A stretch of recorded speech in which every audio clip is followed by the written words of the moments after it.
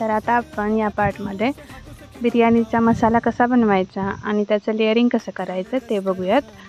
तो पहिल्यांदा मी इथे एका पातेल्यामध्ये तेल घेऊन कांदा परताय घेतला आहे. त्यामध्ये मिरची, आले लसणाची पेस्ट आणि टोमॅटो टाकून ते व्यवस्थित परतून घेतले.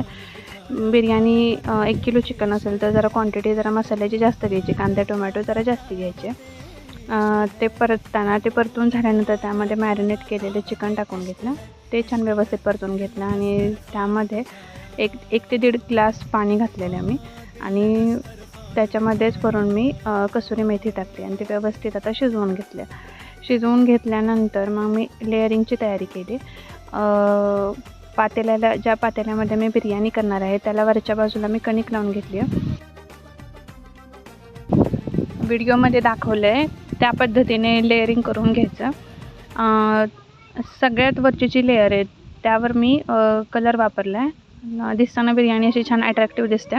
बरिस्ता टाकला आहे, कोथिंबीर टाकली आणि त्यानंतर त्याच्यावरून तुपाची धार सोडलेली. एका बाजूला मी कोळसा गरम करायला ठेवलेला. वाटीमध्ये कोळसा घेऊन मग मी त्याच्यावरती तुपाची धार सोडून ती जी स्मोकी फ्लेवर येतो त्यासाठी मी तो देते आणि स्मोकी फ्लेवर दिल्यानंतर मग ते पटकन आपण झाकून ठेवायचं जेणेकरून त्याचा वास बाहेर नको जायला, धूर बाहेर नको जाण्यासाठी. आणि मग 30-35 मिनिट मी गॅसवर ठेवली होती आणि खूप छान बिर्याणी झाली होती. एकदा नक्की करून बघा. केल्यानंतर मला ती कशी झाली ते नक्की सांगा आणि व्हिडिओ शेवटपर्यंत बघितलात त्यासाठी थँक्यू. भेटूयात पुढच्या व्हिडिओमध्ये. तोपर्यंत बाय.